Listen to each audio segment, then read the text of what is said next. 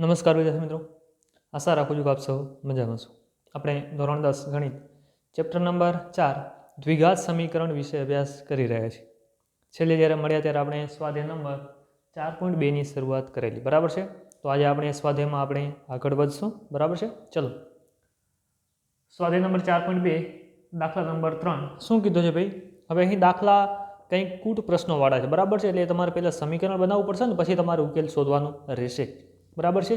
સમીકરણનો ઉકેલ આપણે કેવી રીતે શોધશું? તો અવયવીકરણ વડે શોધશું, બરાબર છે. ચલો શરૂઆત કરીએ આપણે.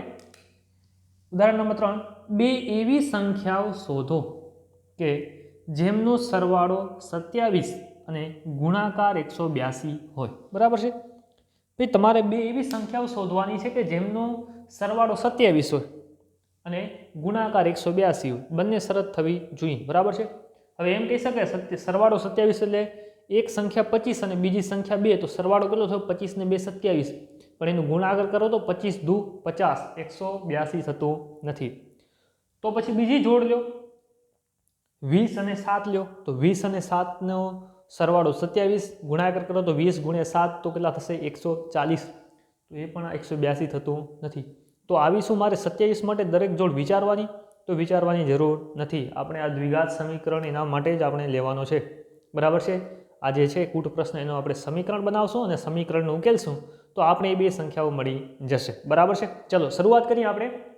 જુઓ, બે એવી સંખ્યાઓ શોધો કે જેમનો સરવાળો 27 અને ગુણાકાર 182 હોય. હવે એ સંખ્યાઓ મને ખ્યાલ નથી, હું ધારી શકું, બરાબર છે. હવે બે સંખ્યાઓ છે, બંને સંખ્યાઓ સરખી નહીં હોય, એક નાની હશે અને એક મોટી હશે. જેમ અગાઉ મેં તમને કીધું છે એમ કે ભાઈ જે નાની સંખ્યા હોય એને આપણે એક્સ ધારી લેવાનું, બરાબર છે. તો ચલો ધારો કે નાની સંખ્યા એક્સ છે, બરાબર છે.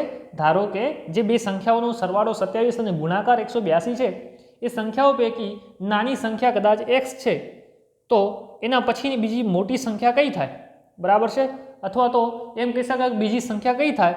તો ભાઈ એ બેનો સરવાળો 27 છે. અગાઉ આપણે શીખી ચૂક્યા છીએ 45 લખોટી વાળો, બરાબર છે. જો ભાઈ બેનો સરવાળો જો 27 છે એમાંથી એક સંખ્યા એક્સ છે તો બીજી કઈ થાય? તો આ 27 માંથી એક્સ બાદ કરી દેવાના, તમને મળી જાય બીજી સંખ્યા. તો ભાઈ મોટી સંખ્યા કઈ થાય? તો 27 ઓછા એક્સ. એનું કારણ એ કે બે સંખ્યાઓનો સરવાળો તમને 27 થાય છે. ફરીથી અહીં જુઓ, બે સંખ્યાઓનો સરવાળો કેટલો છે? 27 છે. એમાંથી એક સંખ્યા એક્સ છે. હવે એમ સાવ સિમ્પલ વસ્તુ વિચારો કે ભાઈ મારી પાસે બે સંખ્યાઓનો સરવાળો 15 છે, એમાંથી એક સંખ્યા 5 છે, તો બીજી સંખ્યા કઈ થાય? તો 15 ઓછા 5 બરાબર 10 થાય. ફરીથી ધ્યાન રાખજો, મારી પાસે બે સંખ્યાઓનો સરવાળો કદાચ 20 છે. કેટલો છે? 20 છે. તે પૈકી એક સંખ્યા 7 છે, તો બીજી સંખ્યા કઈ થાય? તો 20 ઓછા 7 કરું તો મને કેટલા મળે? 13. તો બીજી સંખ્યા કઈ હશે? 13 હશે. તો ભાઈ અહીં એક સંખ્યા મારી પાસે એક એક્સ છે, તો બીજી સંખ્યા કઈ થાય? તો 27, એટલે કે સરવાળામાંથી એક્સને બાદ કરું, બરાબર છે, તો મને મળશે 27 ઓછા એક્સ. તો બીજી સંખ્યા કઈ હશે? તો 27 ઓછા એક્સ હશે, બરાબર છે. તો ભાઈ ધારો કે નાની સંખ્યા એક્સ છે, તેથી મોટી સંખ્યા બરાબર થાય 27 ઓછા એક્સ. આગળ જતા તમને શું કીધું છે ભાઈ? કે બંને સંખ્યાઓનો ગુણાકાર 182 છે, બરાબર છે. બંને સંખ્યાઓનો ગુણાકાર કેટલું છે? 182 છે. એટલે કે આ જે બે સંખ્યાઓ છે હું જાણતો નથી પણ એ બેનો ગુણાકાર 182 થાય છે. તો એને આપણે આવી લખી શકીએ, એક સંખ્યા એક્સ ગુણ્યા બીજી સંખ્યા છે 27 ઓછા એક્સ, બેનો ગુણાકાર કરીએ આપણે તો એનો જવાબ મળે છે 182, બરાબર છે. ચલો હવે આનો આપણે સાદુરૂપ આપીએ. એક્સ નો કૌંસ સાથે ગુણાકાર છે તો ગુણાકાર કરીએ આપણે. એક્સ ગુણ્યા 27 એટલે 27x વત્તા ઓછાનો ગુણાકાર ઓછા એક્સ ગુણ્યા એક્સ એટલે એક્સ નો વર્ગ બરાબર 182, બરાબર છે. ચલો હવે સાદુરૂપ છે થોડુંક મેં ઓછા સ્ટેપમાં કરેલું છે. એનું કારણ છે કે લખાણ ઓછું થાય, બરાબર છે. આ જે એક્સની 2 ઘાત ને 27x છે બરાબરની આ બાજુ લઈ જાઓ તો આ માઇનસ એક્સની 2 ઘાત થશે તો પ્લસ થશે. આ 27x પ્લસ છે થશે માઇનસ, અને આ 182 આ બાજુ છે તો પ્લસ જ રહેશે, બરાબર. આ બાજુ 0 આવશે, બંને સાઈડ ઉલટાવી નાખો તમને મળશે એક્સની 2 ઘાત ઓછા 27x વત્તા 182 બરાબર 0. તો આ શું થઈ ગયો ભાઈ? તો આ થઈ ગયો આપણે દ્વિઘાત સમીકરણ મળી જાય છે. શું મળે છે? દ્વિઘાત સમીકરણ. હવે મારે દ્વિઘાત સમીકરણ નથી મેળવવાનું, એનો ઉકેલ પણ મેળવવાનો છે, કારણ કે એ બે સંખ્યાઓ કઈ છે મારે જાણવું છે, બરાબર છે. તો ચલો આ સમીકરણ ઉકેલ લેવું છે તો આપણે ભણી ગયા છીએ કે પહેલા પદનો સહગુણક અને અચળ પદનો ગુણાકાર, આનો સહગુણક છે 1 અને આનો અચળ પદ છે 182, તો 1 ગુણ્યા 182 એટલે તમને મળશે 182 ગુણાકાર, બરાબર છે. અને મધ્યમ પદ કેટલો છે તો -27 છે, બરાબર છે, -27. તો તમારે 182 ના એવા અવયવ વિચારવાના કે જેનો સરવાળો કે બાદબાકી 27 થવો જોઈએ, -27 થવો જોઈએ, બરાબર છે. ચલો 182 ના અવયવ વિચારો તો 182 એકા 182, બરાબર છે. 1 અને 182 એકબીજાના અવયવ છે, બરાબર છે. તો ભાઈ 182 ને 183, 182 માંથી 1 ને બાદ કરો તો 181, એટલે આપણે -27 મળતું નથી, ના ચાલે. ચલો 2 અને 91 ની જોડ વિચારો અવયવની, તો 91 દુ 182. હવે 91 ને 2 થાય 93 અને 91 માંથી 2 ને બાદ કરો તો તમને મળે 89. તો મારે તો હજી -27 જોઈએ છે, એ ના ચાલે, બરાબર છે.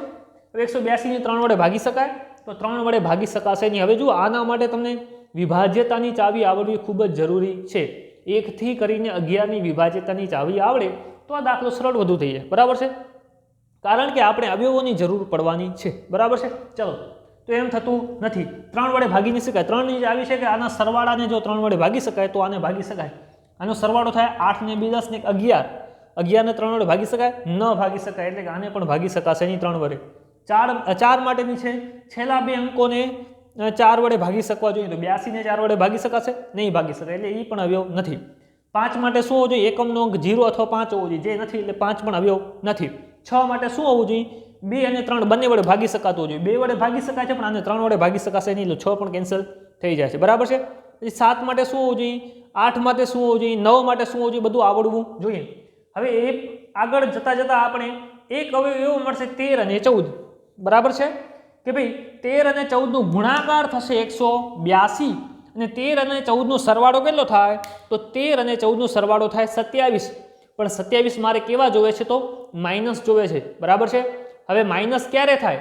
સરવાળો થાય અને માઇનસની નિશાની પણ આવે ત્યારે એવું ત્યારે જ શક્ય છે કે જ્યારે બંનેની નિશાની કેવી હોય? માઇનસ માઇનસ હોય, બરાબર છે. તો જ સરવાળો થાય અને નિશાની શેની આવે? માઇનસની આવે. એક માઇનસ અને એક પ્લસ તો બાદબાકી થઈ જશે. આપણે શું કરવાનું છે? બે સંખ્યાઓનો સરવાળો પણ કરવાનું છે અને માઇનસની નિશાની પણ લઈ આવવાની છે, બરાબર છે. એટલે મારે બંનેને માઇનસની નિશાની દેવી પડે, એટલે આ દીધું અહીંયા માઇનસ માઇનસ.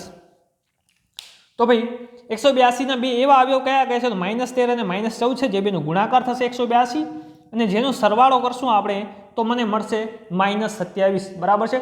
ચલો તો એની જગ્યાએ આપણે લખશું x ની 2 ઘાત એમને એમ, બરાબર છે.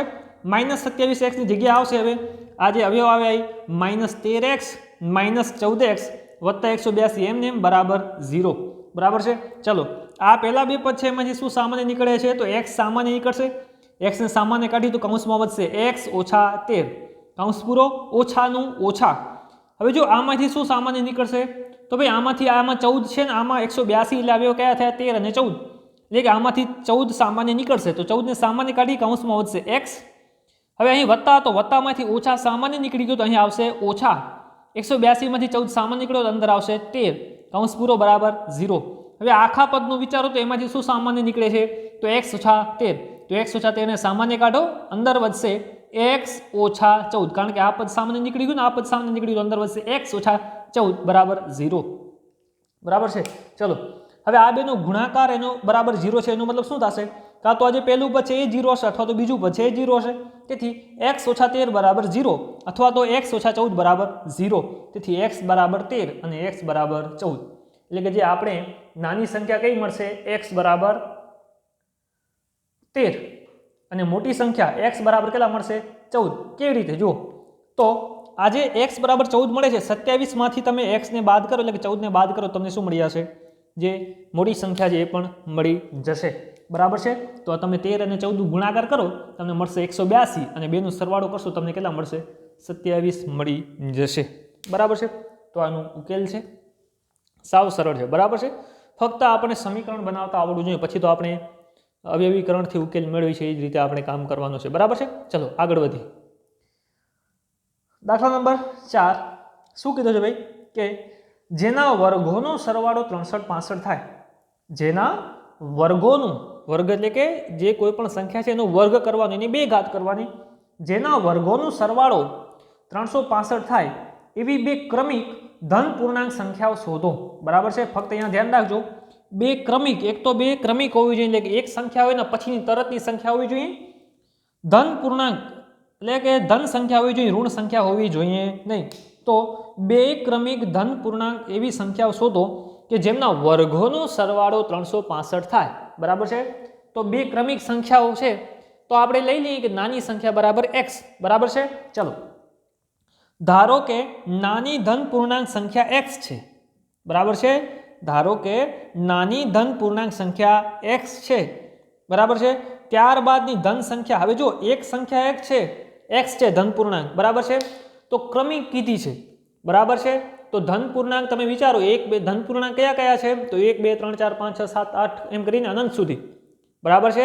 0 એ ઋણ સંખ્યા છે, એ ધન નથી. બરાબર છે. એવી રીતે -1 -2 એ શું છે? તો ઋણ સંખ્યાઓ છે, ધન સંખ્યાઓ, ધન પૂર્ણાંકો નથી. અહીં ફક્ત ધન પૂર્ણાંકો માંગ્યા છે, ધન પૂર્ણાંકો માંગ્યા છે. એટલા માટે એક પછી તરતની સંખ્યા કઈ આવે? તો 2 આવે. 2 પછી તરતની ક્રમિક સંખ્યા એટલે 3. બરાબર છે. ધન પૂર્ણાંક. બરાબર છે. હવે એમ કહું કે 2 અને 4 ક્રમિક ધન પૂર્ણાંકો છે તો આ ખોટું પડે. એનું કારણ છે કે 2 અને 4 વચ્ચે 3 બાકી રહી જાય છે. એટલે કે એના તરત પછીની જે સંખ્યા આવે એને આપણે શું કહેશું? તો એને આપણે કહેશું ક્રમિક સંખ્યાઓ. બરાબર છે. તો ભાઈ અહીં ધારો કે ધન પૂર્ણાંક સંખ્યા નાની x છે તો એના પછીની ક્રમિક. બરાબર છે. હવે જો એક સંખ્યા કદાચ 2 છે તો એના પછીની ક્રમિક સંખ્યા કઈ થાય? તો 3 થાય. હવે 3 ક્યારે મળે? જ્યારે હું 2 માં 1 ઉમેરું ત્યારે. તેવી રીતે 5 અને 6 નો વિચાર કરો કે ભાઈ નાની સંખ્યા કદાચ 5 છે, ત્યારબાદની ક્રમિક સંખ્યા કઈ આવે? 6 આવે. હવે 6 ક્યારે મળે? જ્યારે હું 5 માં 1 ઉમેરું ત્યારે મને ક્રમિક સંખ્યા મળે છે. બરાબર છે. તો અહીં નાની ધન પૂર્ણાંક સંખ્યા x છે તો ત્યારબાદની ધન સંખ્યા કઈ મળે? ધન પૂર્ણાંક કઈ મળે? તો એમાં જે નાની સંખ્યા છે એમાં હું 1 ઉમેરું તો ત્યારબાદની જે ક્રમિક સંખ્યા છે મને મળે. બરાબર છે. તો અહીં ત્યારબાદની ધન સંખ્યા x + 1 થાય, કારણ કે જે નાની સંખ્યા હતી એમાં મેં કેટલા ઉમેર્યા? 1 ઉમેર્યા છે. બરાબર છે. તો ભાઈ બે સંખ્યાઓ મને મળે છે, એક છે x અને બીજી છે ત્યારબાદની ક્રમિક એટલે કે x + 1. હવે જે આ બે ક્રમિક ધન પૂર્ણાંકો છે, બરાબર છે, કે જેના વર્ગોનો સરવાળો 365 થાય, તો આ બે ક્રમિક સંખ્યાઓ છે એના વર્ગોનો સરવાળો કેટલો થાય છે? 365 થાય છે. બરાબર છે. શું કીધું છે? કે જેના વર્ગોનો સરવાળો 365 થાય એવી બે ક્રમિક ધન પૂર્ણાંક સંખ્યાઓ શોધો. બરાબર છે. હવે કોના વર્ગોનો સરવાળો 365 થાય? તો આ બે જે ક્રમિક સંખ્યાઓ છે એના વર્ગોનો સરવાળો 365 આપેલો છે. જો હવે ક્રમિક ધન પૂર્ણાંક સંખ્યાઓના વર્ગોનો સરવાળો 365, એટલે આ જે સંખ્યાઓ છે એનો વર્ગો કરશું આપણે. તો પહેલી સંખ્યા છે એટલે કે x એનો વર્ગ, એટલે કે x નો વર્ગ વત્તા બીજી સંખ્યા છે x + 1, તો x + 1 આખાનો વર્ગ બરાબર 365. એનું કારણ છે કે જે બે સંખ્યાઓ છે એના વર્ગોનો સરવાળો, ખાલી સંખ્યાઓનો સરવાળો નહીં, એની જે સંખ્યાઓ છે એ સંખ્યાઓના વર્ગોનો સરવાળો બરાબર 365 થાય છે. તેથી x નો વર્ગ વત્તા x + 1 આખાનો વર્ગ બરાબર 365. ચાલો સાદરૂપ આપીએ આપણે x નો વર્ગ એમને. હવે આ x + y ના વર્ગ જેવું છે એટલે શું થાય? x નો વર્ગ વત્તા 2xy વત્તા y નો વર્ગ. તો અહીં જવાબ આવશે x નો વર્ગ વત્તા 2x વત્તા 1 બરાબર 365. બરાબર છે.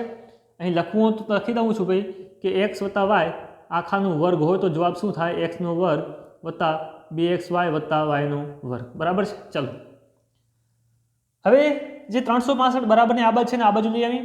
અહીં જો x નો વર્ગ વત્તા x નો વર્ગ બેનો સરવાળો થશે તો 2x નો વર્ગ થશે. તો 2x નો વર્ગ વત્તા 2x વત્તા 1 ઓછા 365 બરાબર 0. તેથી 2x નો વર્ગ વત્તા 2x વત્તા 1 ઓછા 365 એટલે બાદબાકીની મોટાની નિશાની. તો 365 માં 1 જશે 364 અને ઓછાની નિશાની આવશે. તેથી ઓછા 364 બરાબર 0.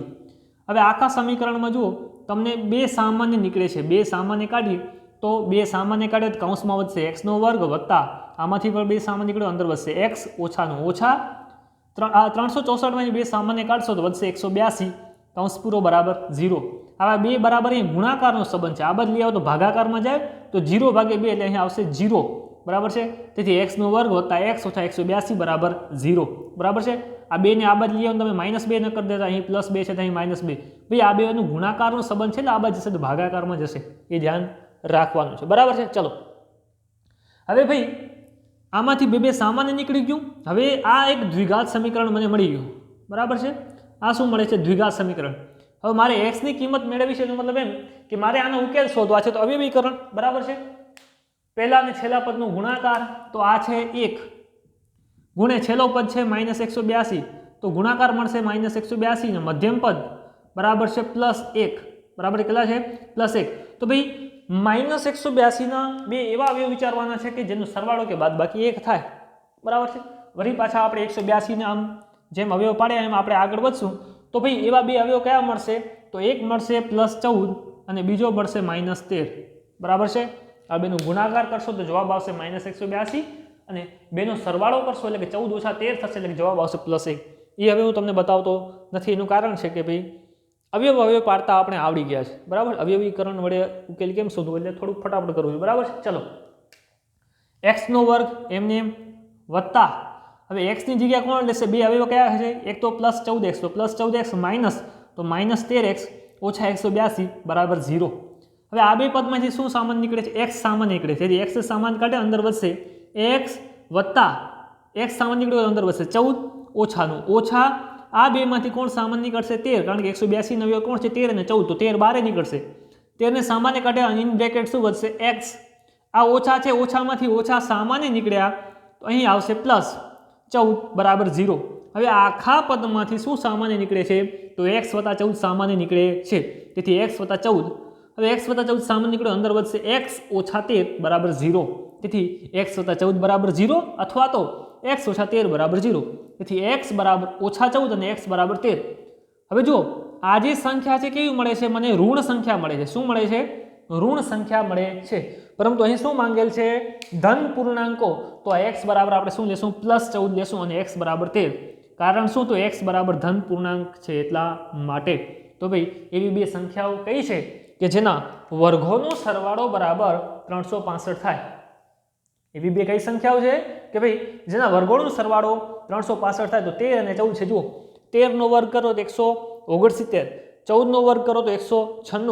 196 વત્તા 169 કરશો એટલે 296 વત્તા 69 બરાબર છે 296 વત્તા 69 કરશો તો તમને મળશે 365 બરાબર છે તો આ રીતે એનો ઉકેલ શોધી શકાય બરાબર છે હજી એક દાખલો છે આપણે મસ્ત મજાનો છે આપણે કરી લઈએ બરાબર છે ઉદાહરણ નંબર 5 દાખલા નંબર 5 સ્વાધ્યાયનો કાટકોણ ત્રિકોણનો વેધ એક કાટકોણ ત્રિકોણનો વેધ તેના પાયા કરતા 7 સેમી નાનો છે જો કર્ણની લંબાઈ 13 સેમી હોય તો બાકીની બે બાજુના માપ શોધો બરાબર છે કે ભાઈ એક કાટકોણ ત્રિકોણ છે હવે કાટકોણ ત્રિકોણ તમે ધોરણ 9 માં ભણી ચૂક્યા છો કાટકોણ ત્રિકોણ કોને કહેવાય કે એક જેમાં ખૂણો કેવો હોય 90 ખૂણો હોય ને બાકી બે જે ખૂણા હોય એ કેવા હોય લઘુકોણ હોય બરાબર છે જો એ ત્રિકોણનો વેધ છે એ પાયા કરતા 7 સેમી નાનો છે એટલે જે એનું વેધ છે એ પાયા કરતા 7 સેમી નાનો છે એનો મતલબ એમ કદાચ પાયો કદાચ 10 સેમી હોય તો વેધ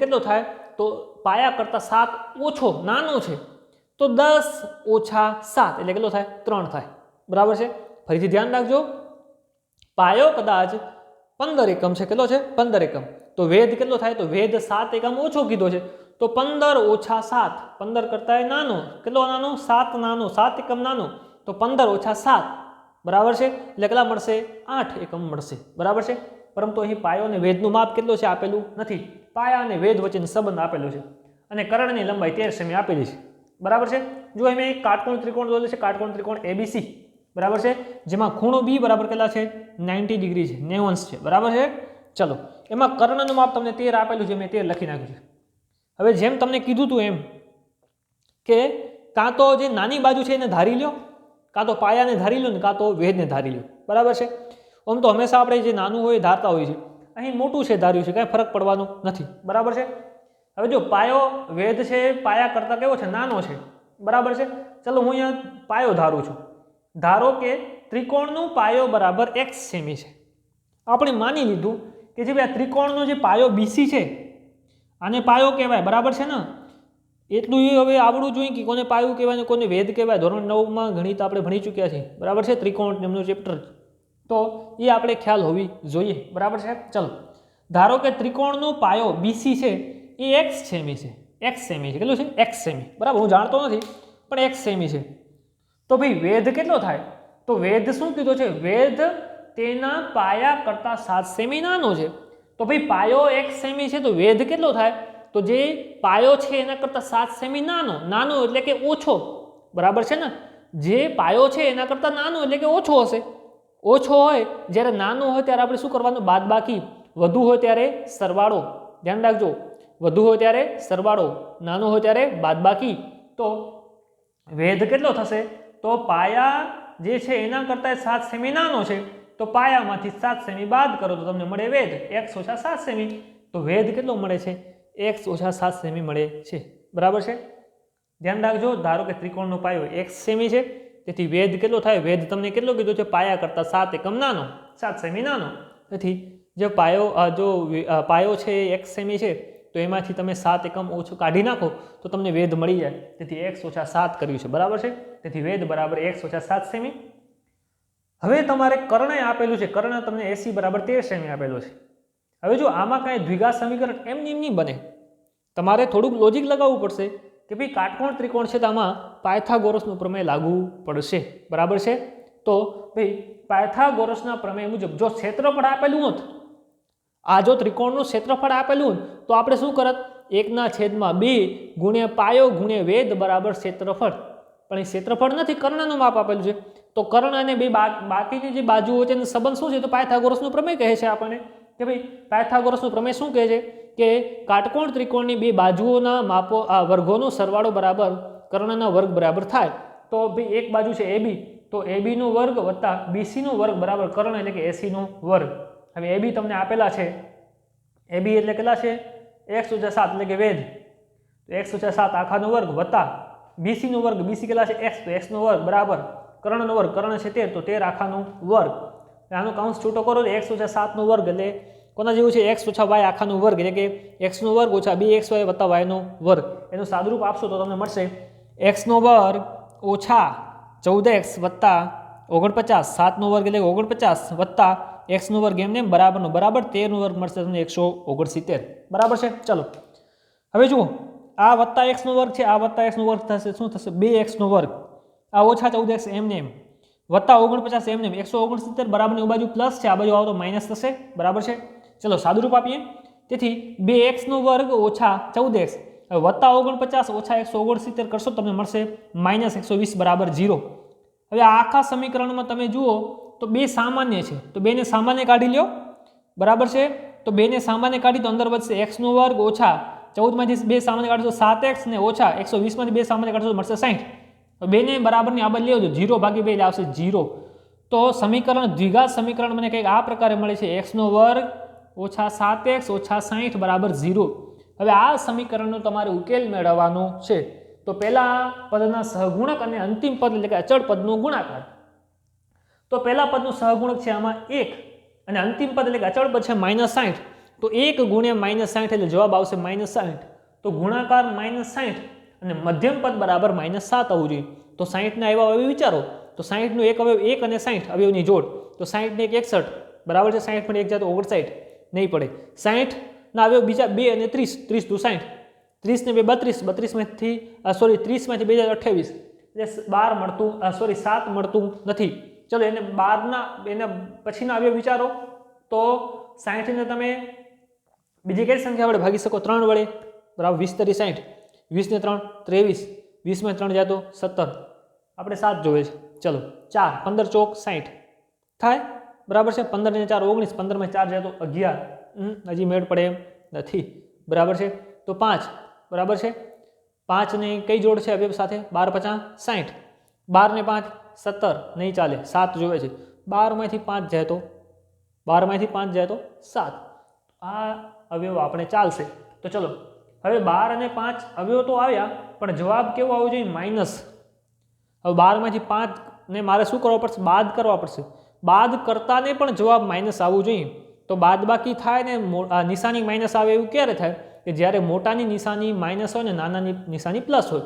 તો મોટો કોણ છે? 12, તો 12 ને દેવું પડશે મારે માઇનસ, અને નાનો કોણ છે? 5, તો 5 ને દેવું પડશે મારે પ્લસ. તેથી x નો વર્ગ ઓછા એક અવયવ 12, તો 12x બીજો આવ્યો પ્લસ 5x ઓછા 60 બરાબર 0. જુઓ આ બેનો ગુણાકાર કરો, 12 50 ઓછા 12 ગુણ્યા 5 એટલે ઓછા 60 આવી જાય છે.